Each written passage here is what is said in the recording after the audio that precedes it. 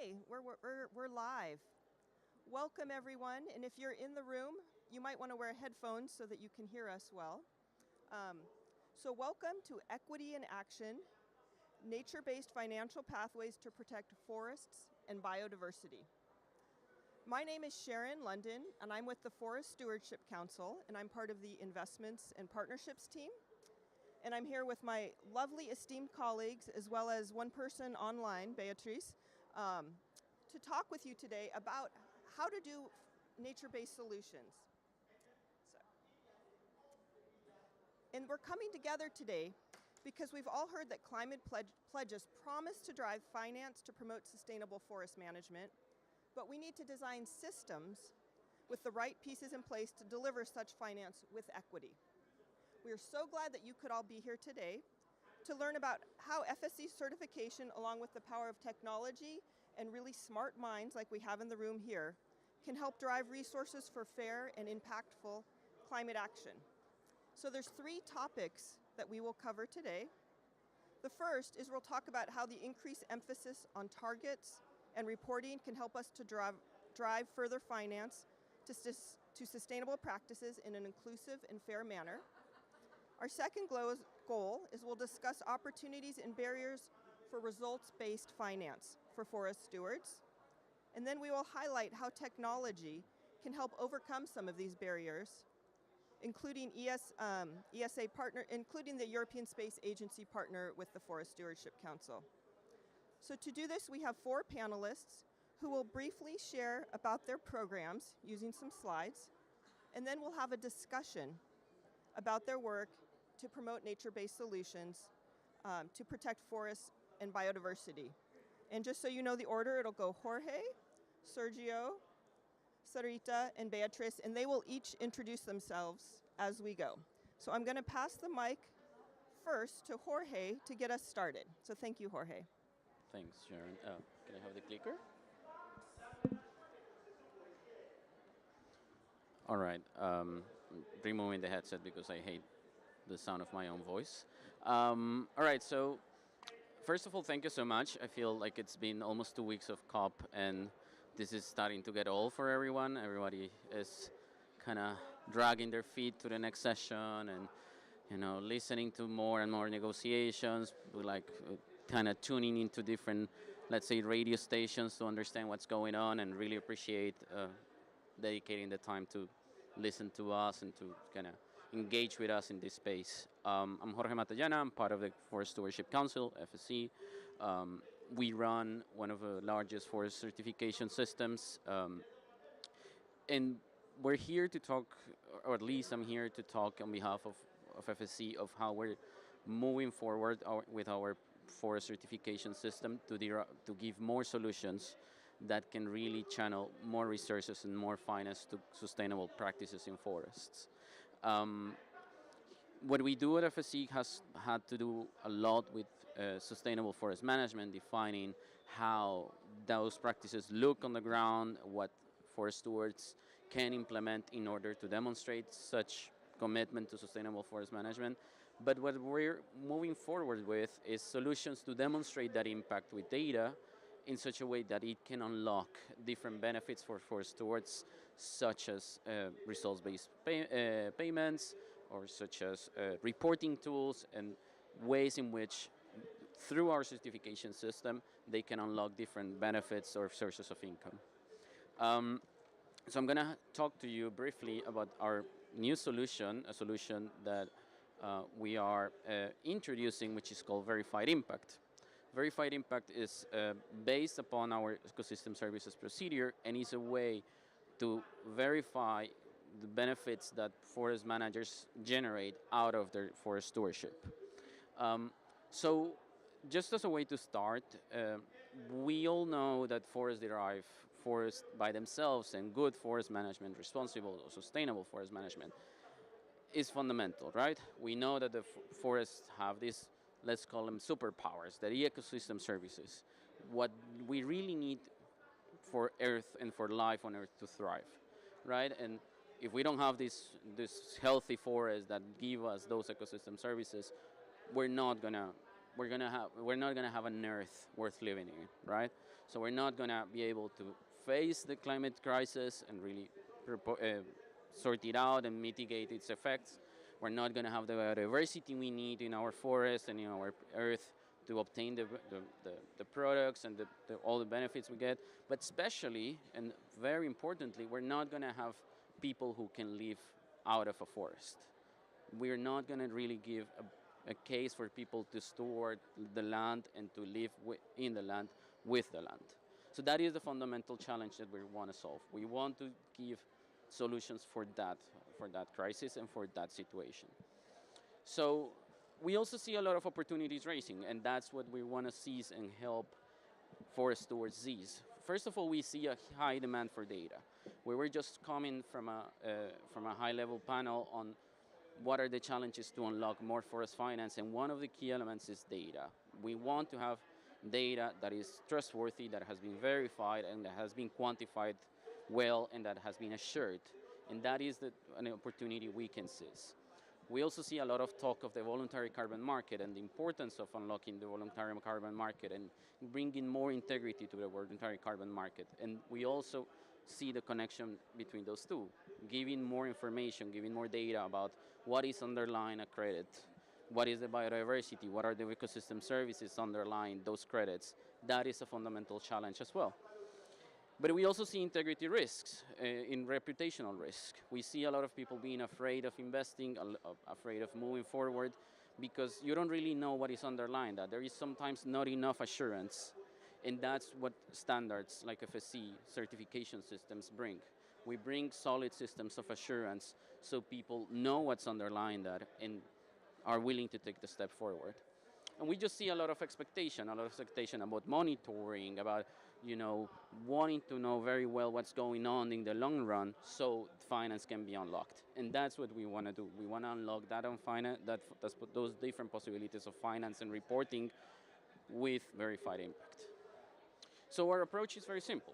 What we do is that we provide a framework to verify those impacts on different ecosystem services, from biodiversity to watersheds, to soil conservation, to even more, let's say, social or intangible services, such as cultural services or recreational services, in such a way that forest stewards, following a stepwise approach, can really verify those impacts with solid data and solid methodologies, and these can enable transactions with that.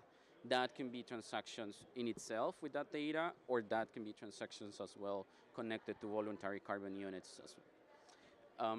So that is the solution we're bringing to the market. That is the way we want to enable our forest stewards to benefit out of the increasing need to drive more finance to the forest and to the different forest stewards in the world. And that's the new solution we're bringing forward to the market. We'll now pass it over to Sergio. Okay, thank you very much. My name is Sergio Guzman. I am from Guatemala. I live in the northern part of Guatemala, next to Mexico. We work with communities. We got 24 communities at the Forest Association. They have a lease contract with the government for 24 years. 24 years. They finished already 24 years. By the success that they had, the government gave them for 20 more years the concession. Why did they have successful managing the forest? The government in the contracts was that they have to be certified, and the scheme of certification that they used was FSC. They start working 23 years ago with these systems by themselves, individually, and then we as a forest association had a group certificate, and I think it was a very helpful for them, because of there are so many things that we do together as communities. One of the things that we can mention is that as a group we can have less direct and indirect costs, because we have to pay the audits, we have to pay the systems that we have to improve to have this certification every year. So we have been working with that, and we achieved the forest management certification. After that, we achieve also the non-timber forest management and the chain of custody to sell the timber. Now, we are seeing in the market that there are some new technologies, some new standards, as my colleague mentioned, and I think the forest communities are really thinking very hard to work with the ecosystem systems services. Um, we see that the standard, we will have to do like a gap analysis to see what we are missing, because we already have forest management certificate, we have non-timber forest management, the chain of custody, so I think it's going to be easier to achieve the ecosystem services certificate. I think there are 7 kind of ecosystems in this scheme, and we think we can achieve most of them. So this will be one more opportunity for us to keep on working and do sustainable development. The way that the forest concessions work at the Mayan Biosphere Reserve, which is a protected area, okay, we have here some pictures of the area with the forest and some of the species that live in there. Is taking advantage of only 1 tree per hectare per year, and they come to the same place 24 years later on, or 30 years. So it assures that you can use the forest in a sustainable way. When you go more or less the second, well, the third year, when you use, when you harvest the tree, you don't see almost anything of the impacts that were there, because it's a low impact forest management. This system has been very successful, and many countries, Colombia has come there because they want to do this system. We lack something. We don't have the land tenure. Colombian groups, indigenous people, los resguardos, and the Afro communities, they have the land ownership, but they don't have the model to manage the forest. So we are doing like some exchange of experiences.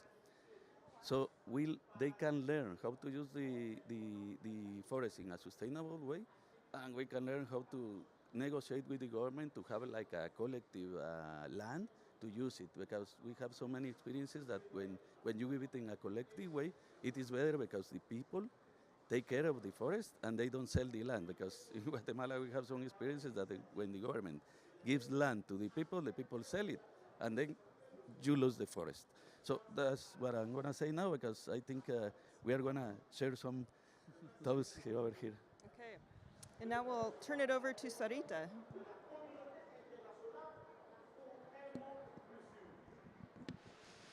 Hi, good afternoon. Thank you for WWF and FSC to receive us here. My name is Sarita. I'm from Suzano. And today is Thursday afternoon. We are running almost 2 weeks here in the hard engagements, negotiations here in COP.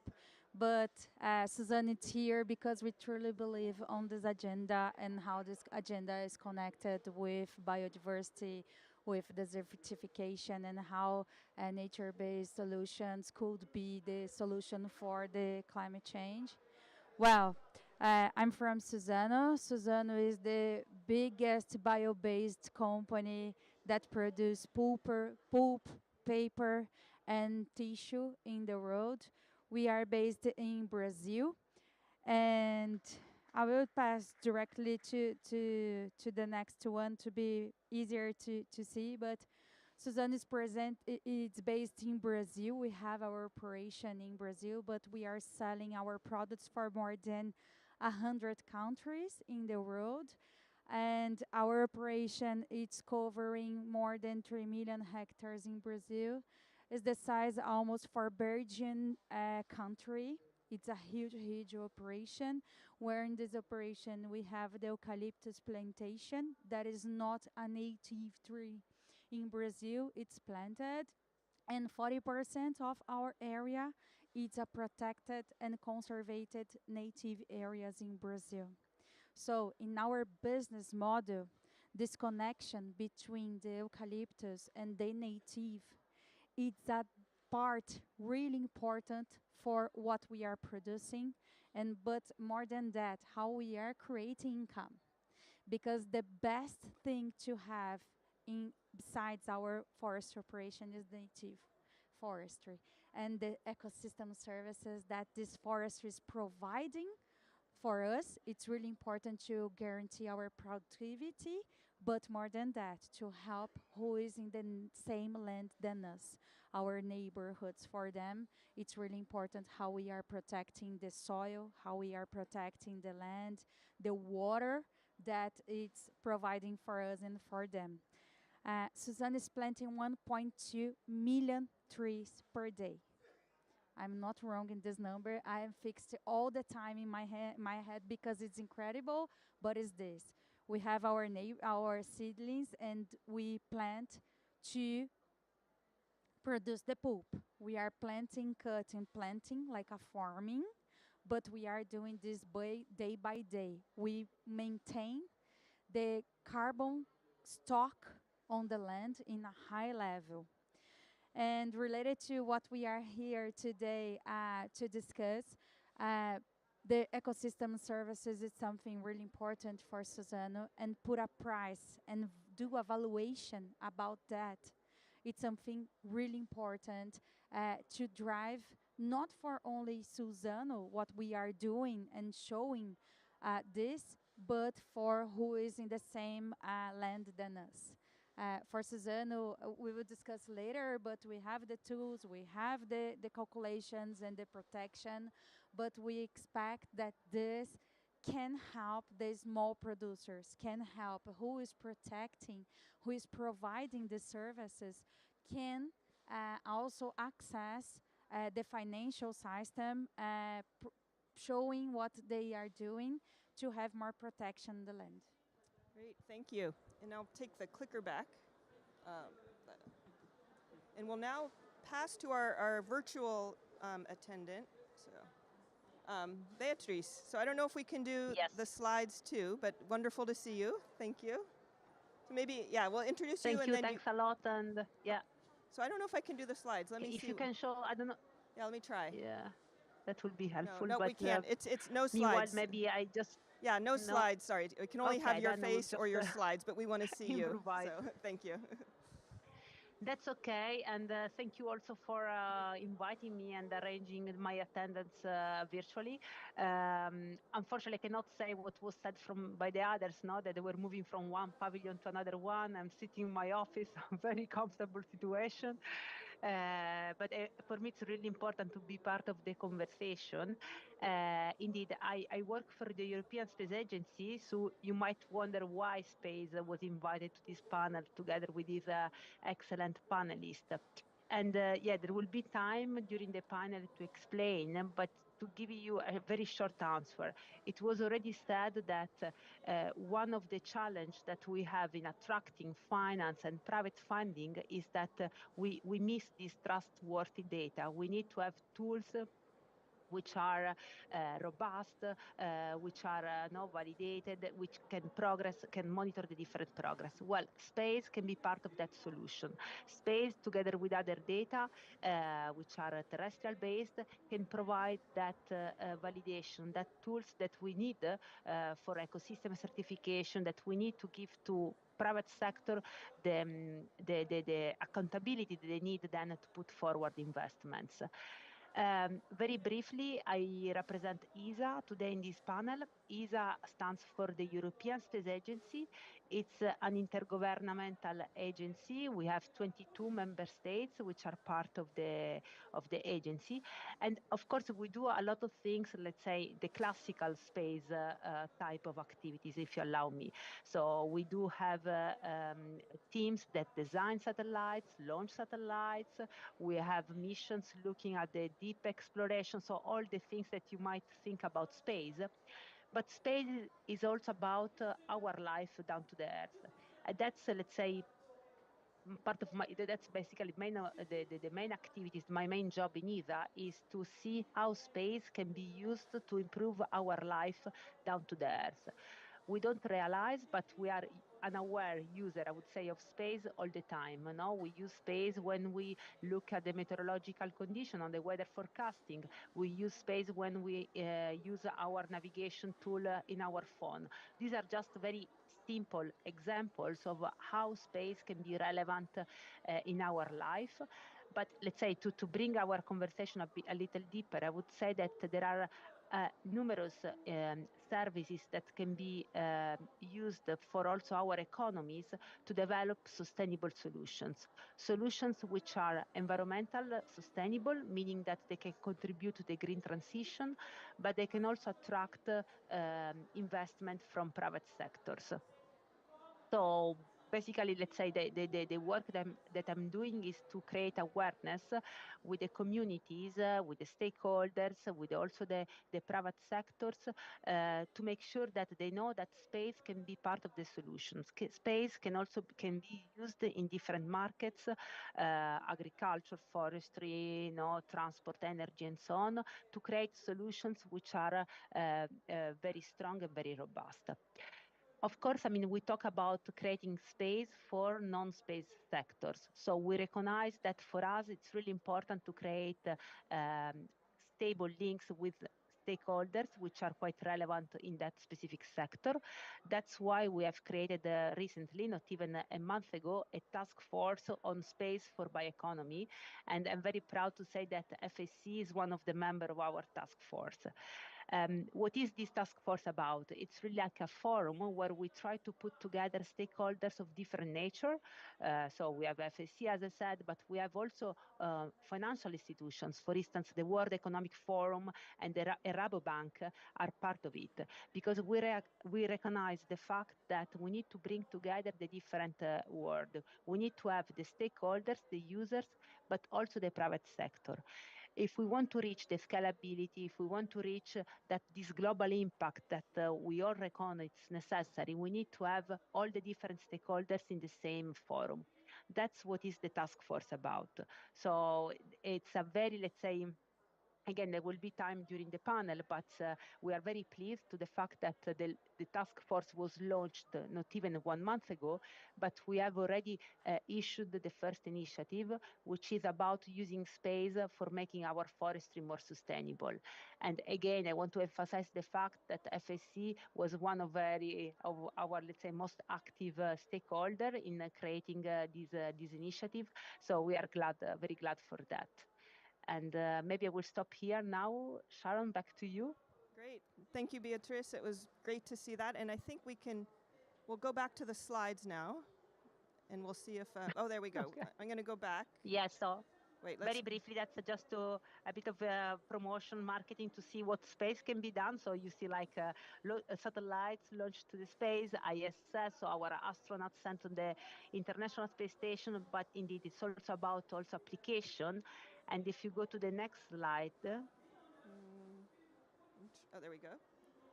Yes, so here it's like the message of this slide is to say that space in all its capabilities, being either remote sensing, navigation, or communication, can be used to unlock a number of applications for the different markets, agriculture, forestry, fisheries, and so on, always looking at the sustainability.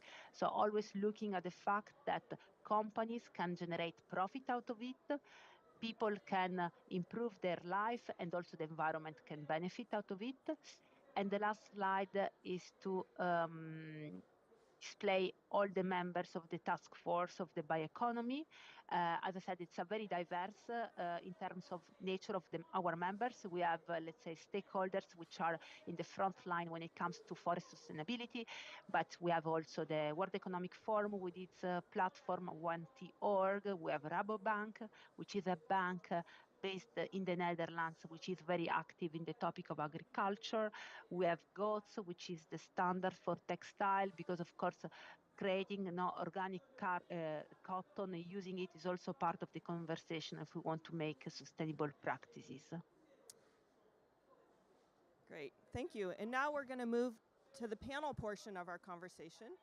And if we have time, we'd love audience questions, so be thinking about that yourselves.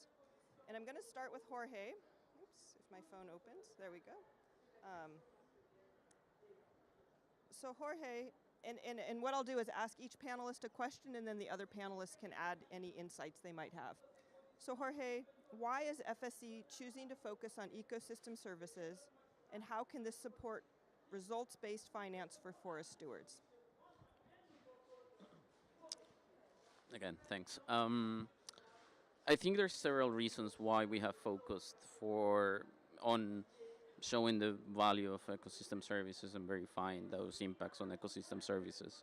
Let's say that the first thing is that it was a mandate given to us by our membership. We are a members-led organization, members from the Global North, from the Global South, from economic, social, and environmental chambers. And that was one of the first things that they brought up since the very beginning of FSC 30 years ago, which is these cannot just be about putting forest products on the market. This has to be also about highlighting those intangible benefits, superpowers, ecosystem services, however you want to call them. But there has to be a way to highlight them, to communicate that, and derive benefits out of that. That was a mandate we were given a long time ago, and we continue strengthening that. We first developed a long process of research funded by the Global Environmental Facility that derived in our first version of our ecosystem services procedure. And we continue to strengthen it. And we are just going to release in January the newest version of that. Because we see the need to have better tools to drive results-based payments. Now, connecting to the second point of your question, how can you really use this to derive some sort of result-based payment? There's very diverse use cases, and that's what's going to be our focus to guide our forest stewards along the way. There's situations under which, for instance, companies downstream, when you are connected and actually sell forest products, companies downstream want to see that data, want to know what is the impact in your forest, and will want to work with forest stewards to actually improve those impacts. So that is one potential avenue for revenue streams or results-based payments, some sort of value chain approach in which companies downstream get together and work with forest stewards to actually quantify and propose possible changes to improve impacts. Another way to see it is in a much more, let's say, public manner, in which, in which different, let's say, state actors can use our certification and verification tools to understand what is the impact and drive some sort of payment for ecosystem services system. So this tool, the verified impact, is also a possibility, like a possible use for that. And finally, other systems in which different actors from maybe blended finance or private sector invest in particular landscapes or let's say geographies of interest. That can be another way in which we drive and we help forest stewards through the verification process. They get audited on all those things, and companies that have a particular interest in a geography can invest in, again, knowing what is the actual impact and setting up a sort of payment for that impact, be it an increase or a conservation impact, let's say. Great, thank you, Jorge. Does anybody have anything they want to add to that? No. Okay, we'll keep. Yeah. No. No. Okay, We'll ask you a question now, Sergio. So thank you, Jorge. That's really helpful. This is a hard question, or maybe not so hard. What are some of the challenges for landowners to enter the nature-based finance market, and what works and what doesn't work? Okay, thank you very much. Well, there are so many challenges. One is to have the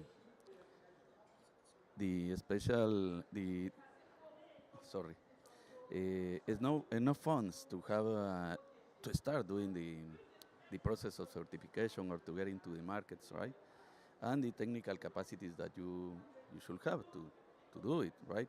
Another one is the use of technology. You see that she mentioned about technology. We use GPS and satellite images, and there are new technologies that you can use and that it helps and avoids.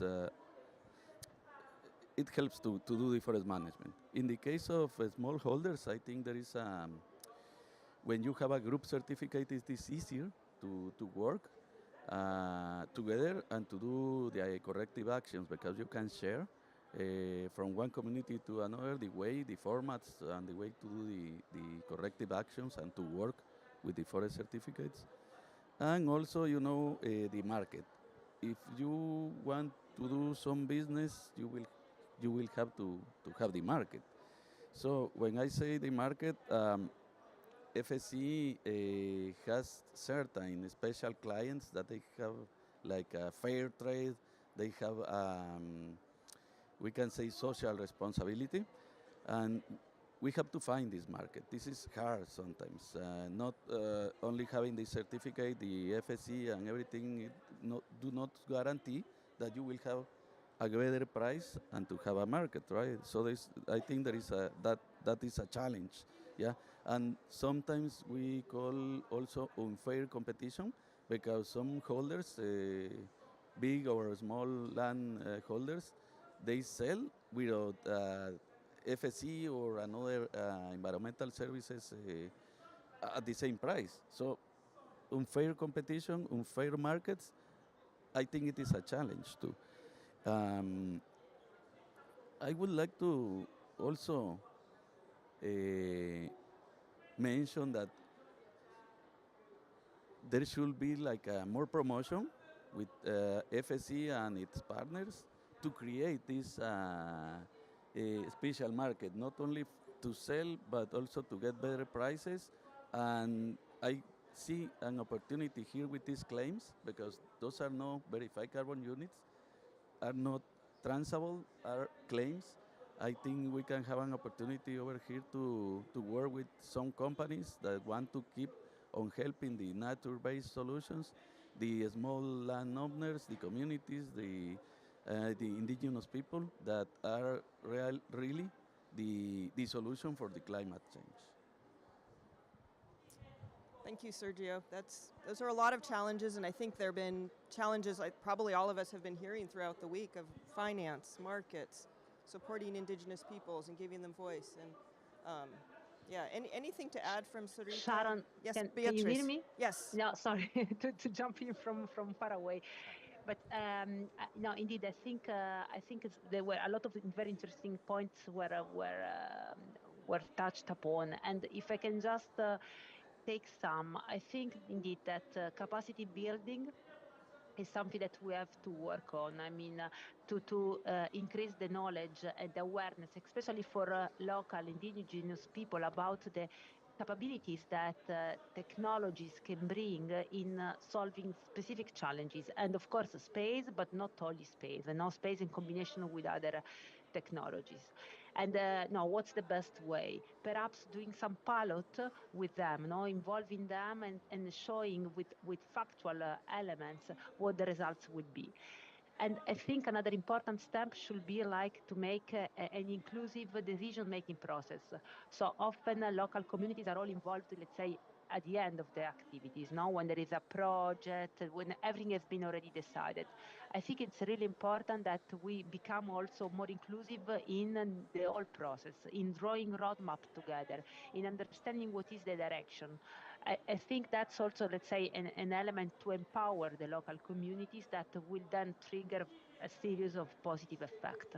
That I want to add. I think that's great. Thank you. Thank you, Beatrice. I wanted to add one thing that I will anticipate in my speech. That is how the data it's important to drive this, and how to create a data from ecosystem nature services. It's complex. Yeah, it's not. We usually say that to create related to carbon is the easiest one, because carbon is a physical molecule. You have the calculations, emission factors, and you have the number. But when you do the correlation between water and climate, water provisional, temperature control, how you can measure that, and how you can measure that, put a price on that, and sell. And more than the data quality, the data methodology is the transparency. How are you gonna show these numbers and prove that this your process is your process and model? It's providing, in fact, with verification that this is it's happening. So this, if this is hard for like the private sector, can you imagine how hard it is to have with indigenous people? And where I see like solutions, as it was presented here, how like satellite images, how the AI can help to accelerate not only the methodologies, but how these stakeholders can show these numbers and have the trade on this market. Yeah, this is a sexy question, so I'm also jumping. Um, I feel like I can really feel for what you're saying, and I can reflect on a conversation we had a few weeks ago with someone also from the technology space that we were also talking about this, and the first point that he raised immediately was like, so you're assuming a community or a smallholder can quantify these things on their own, and the answer was no, of course not. Like, where I'm not assuming they all have PhDs in water management or whatever. Um, but what we're saying is, okay, we as a certification system, our role is to provide solutions, to bring solutions to the table, not only standards, but solutions, and make the connections, make the right connections in such a way that things flow in a much easier manner.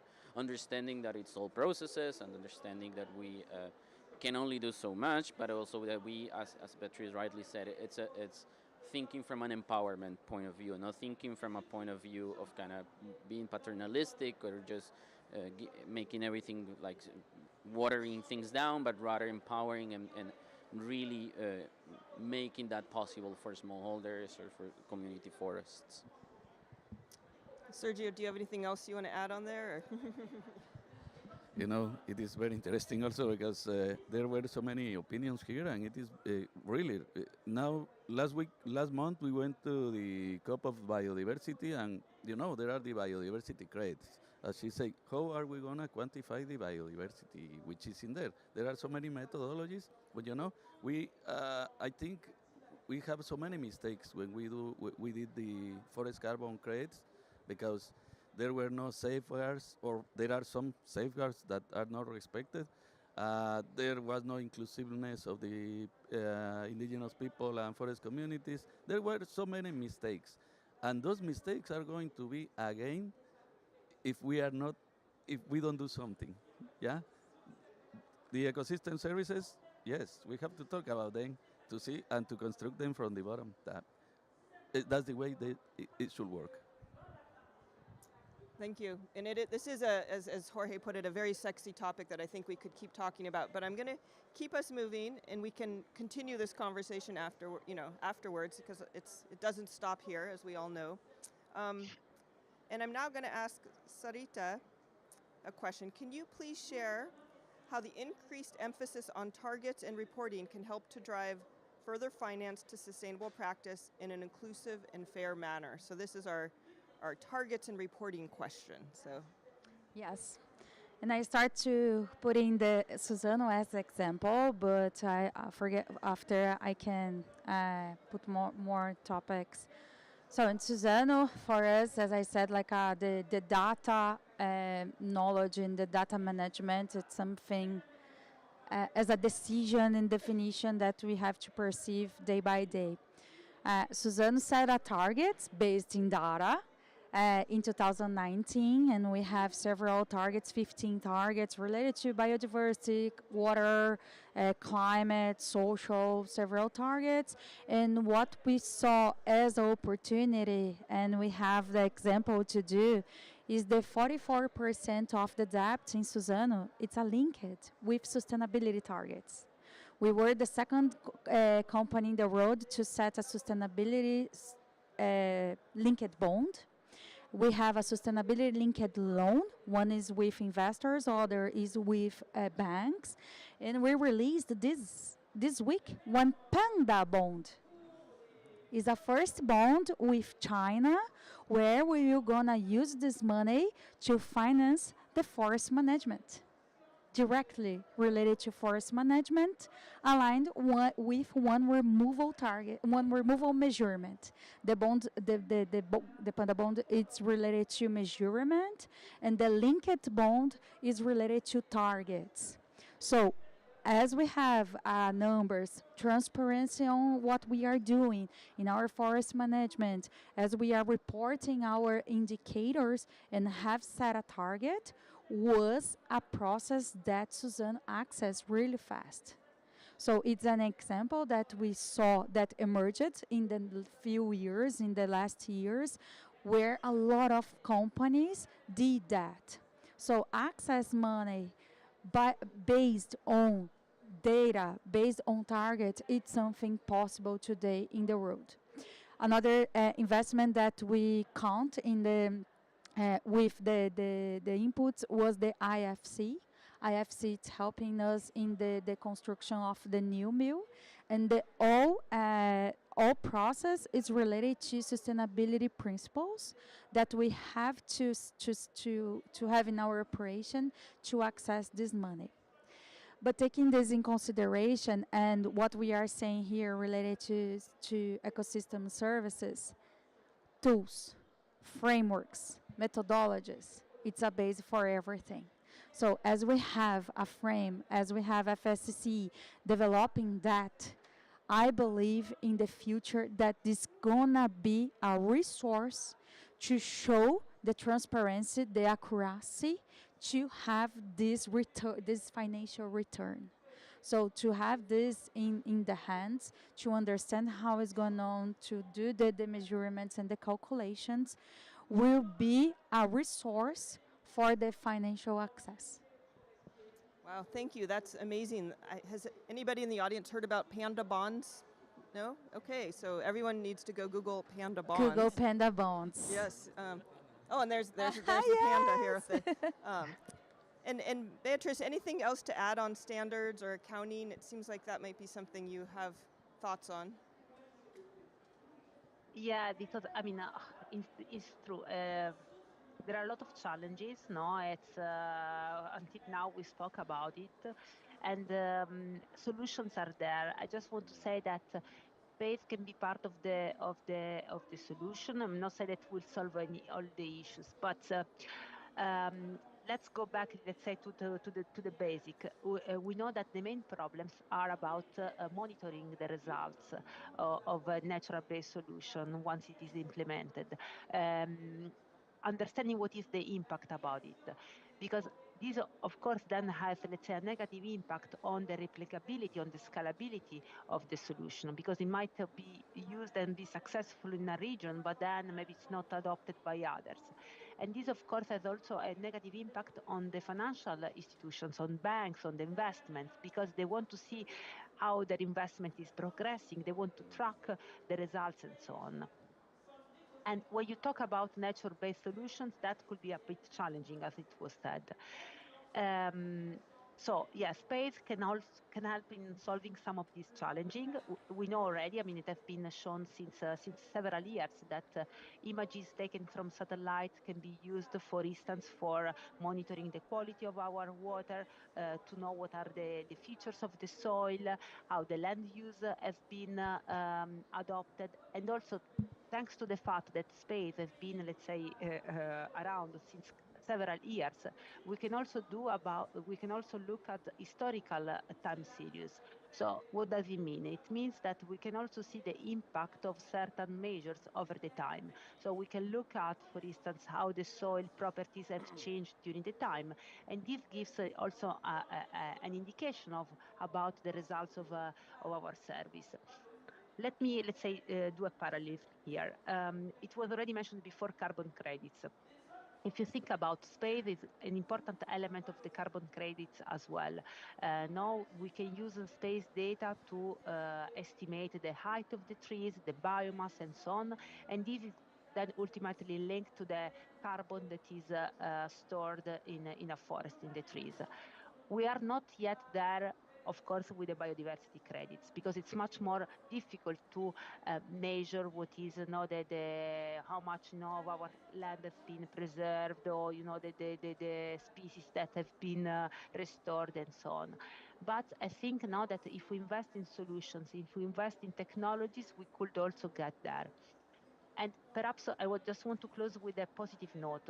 There are a lot of challenges, but I would like to see them also as an opportunities. There could be opportunities, especially for the private sectors, for instance, to create solutions, services that could be in the direction of providing the certification that is needed for the standard and so on. So of course we are not all, let's say, PhD on water, as it was said, but perhaps we can look at entrepreneurs, SMEs, companies that are quite willing to, for instance, create a new business, a new market where it was not there before. So let's now look at that also in the positive side. Let's look also at an opportunity to create perhaps also some further investment from the private sector. Great, thank you. Jorge, it looks like you want to add. Yeah. God, I hate this. I feel like, and adding up to the positive note that Beatrice just mentioned, a lot of the talk in the sustainability world, especially in the latest years, relates to reporting and relates to setting targets, right? Like there's voluntary initiatives, science-based targets, and so on. There's also mandatory requirements on sustainability reporting now. You have the CSRD in Europe and so on. And every company, and in our case, the companies that have some sort of material connection to forest, is kind of scrambling around looking for data to actually fill those reports, right?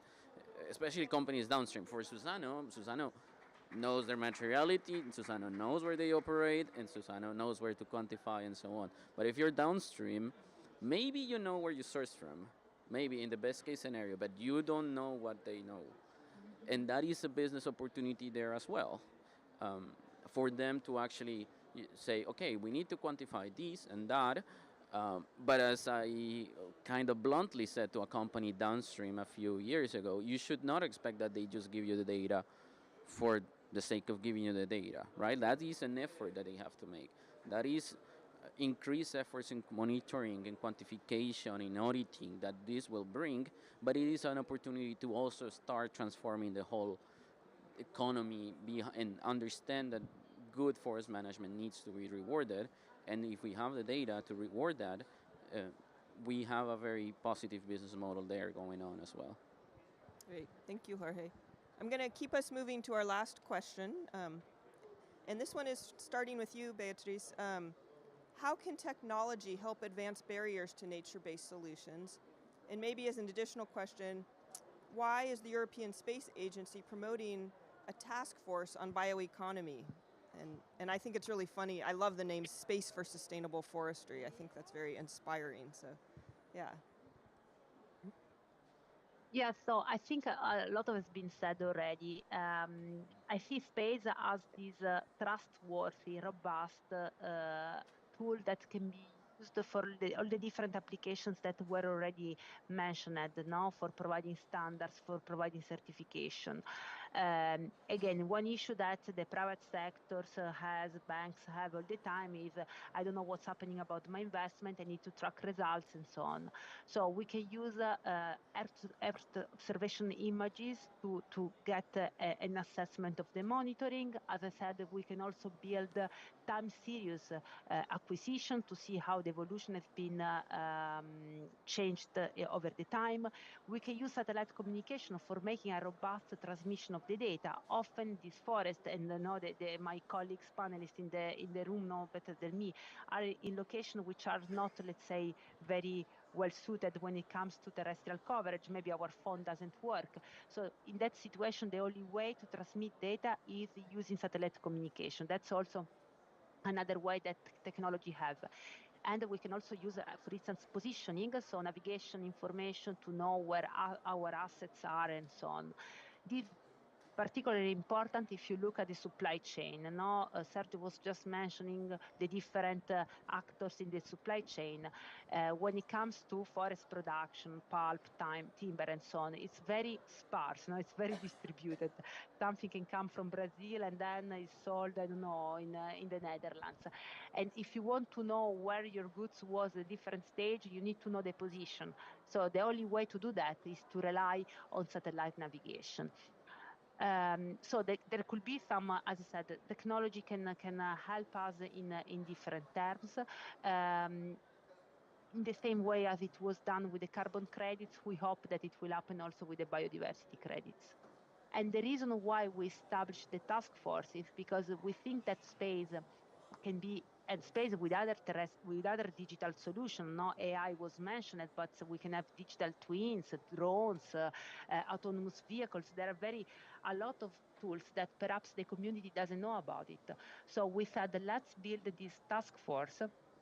So we share knowledge because we as ESA can bring the expertise about space and about other technologies, but we don't know what the challenges are. We don't know what the community know what wakes you up in the night because you don't know what to do about reporting on a standard. So creating the task force has been it's really like a win-to-win situation. We as space technology provider, we can tell you what space is capable of, and you as a user can let us know what are your priorities, what are your needs. And ultimately, this will become opportunities for the service provider, for the private sectors, because they can build solutions, they can build services out of it. Because we have to think about it. I mean, we have to be also, I'll say, transparent about it. We cannot just expect that the solutions will solve per se. Of course, these will be opportunities for company. They will need to sell a service. They will need to generate a profit. All in that way, we can create a sustainable business case. Panelists, any thoughts? Sergio, do you feel like this is something you would use in your... Yeah, of course. I like the word she used, sustainable business. All of this is about business. Today we are in the cup of finance, which allows business, and we do sustainable forest. We have to do business, right? We have to sell the timber and use it in a sustainable way. We have to sell the non-forest timber products also in a sustainable way. If we do it like that, we do business, we care for the forest, we care for the climate change, we care for the biodiversity. So I think that's business. Okay, I think we have time for probably one or two audience questions. Is there anything, audience, that you would like to ask that you've been... Yes, okay, I'm going to hand it. Hi, thank you all. Thank you all for your insights. I had a question on how this data from space agencies or satellite data is employed, say, in the carbon sort of calculation or other settings. I know you mentioned the example of sort of space data or data from satellites is now detailed enough where you know sort of the tree height and so on. But I guess like things like the species of the tree and other things, that may not be captured. I might be wrong here. So I guess I'm curious about sort of like how the space data, if you could just shed more light on how the space data is sort of like, combined or merged with other forms of data, how that's actually translating in the real world in terms of like getting all the pieces of the puzzle together to sort of paint the full picture. If you could just sort of like shed light on that, that'd be very helpful. Thank you.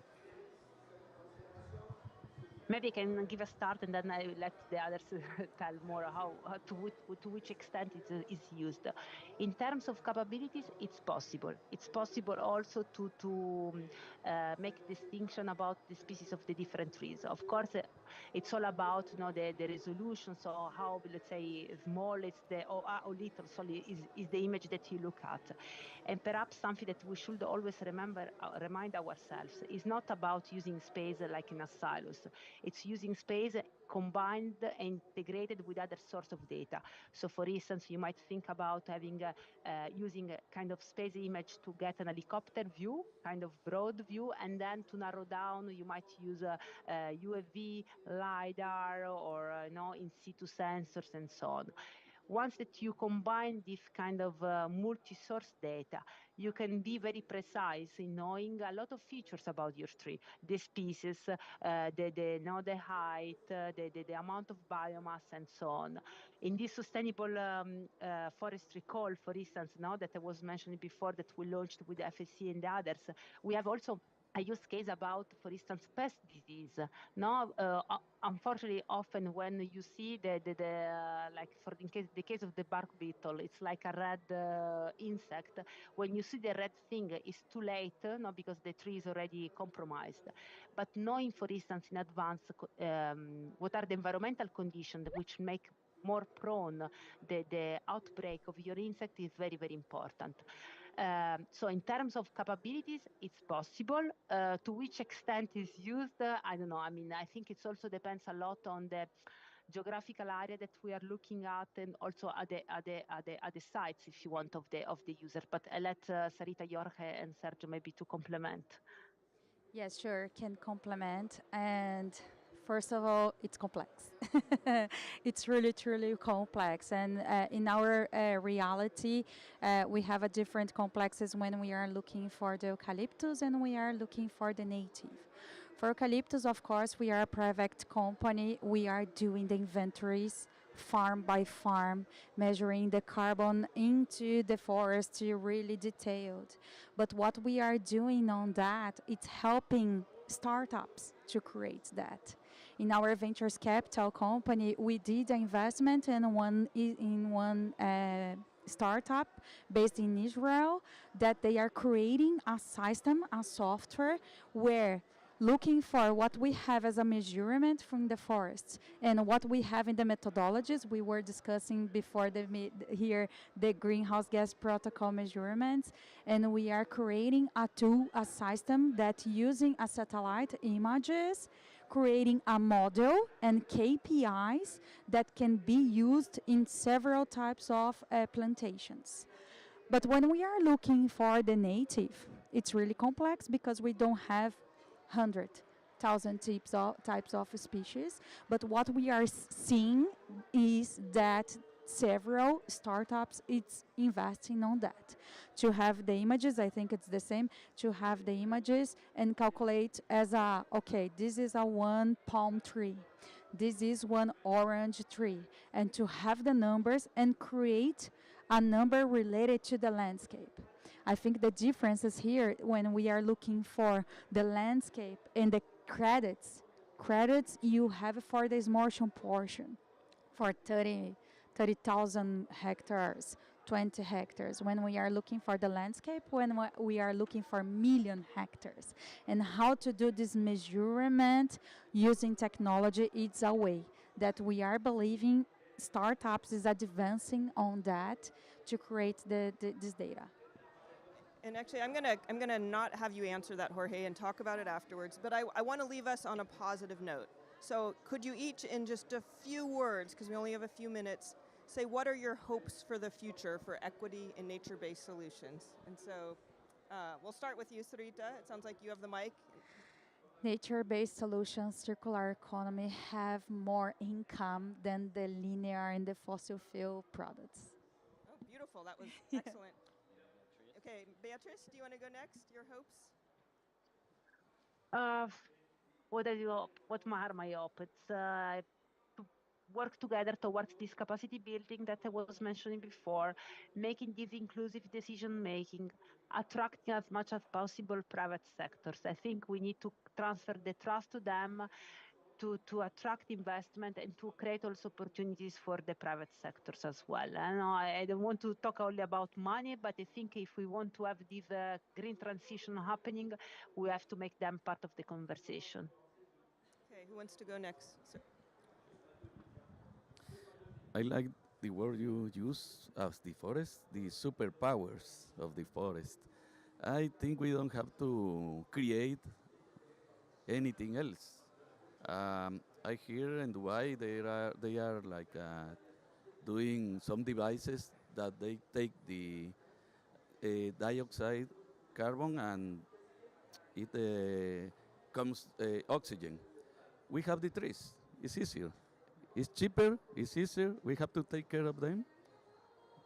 that's the solution, natural-based solutions.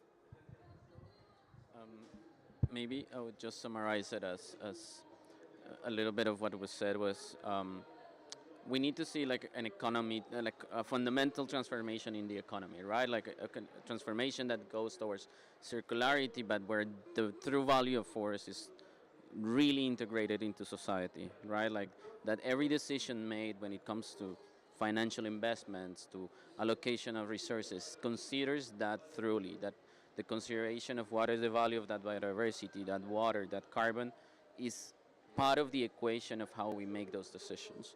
That is my hope, and that I think it's what we're trying to contribute towards. A society where all the equations that we use to take decisions sometimes, of the weird Excel sheets, include nature as a fundamental factor, and the value of those superpowers is a fundamental factor there. Right, oh, Sergio, one more. Yeah, the last one. Uh, yes, the forest has the solution, but the forest has people also. So the people and the forest, you have to take into account the people, right? The forest, the indigenous people and the local communities, because if you see the map of the world, where there is forest, there is people living in there who is taking care of the forest. And on those, okay, very last thought, and then we're calling it a day. Okay. Frank Martin Seifert, a colleague from Beatrice. I would like to see quality carbon credits respecting biodiversity, and where the majority of the benefit goes to the people living in the forest. Beautiful words to end on. Thank you. Thank you all for coming at the very end of this, last day here for the WWF Pavilion, and we appreciate all of your interest and feedback. Thank you. Thanks a lot. Bye. Thank you, panelists. Yeah, thank you, Beatrice. Thank you, Beatrice. Bye. Bye. Take care. Bye.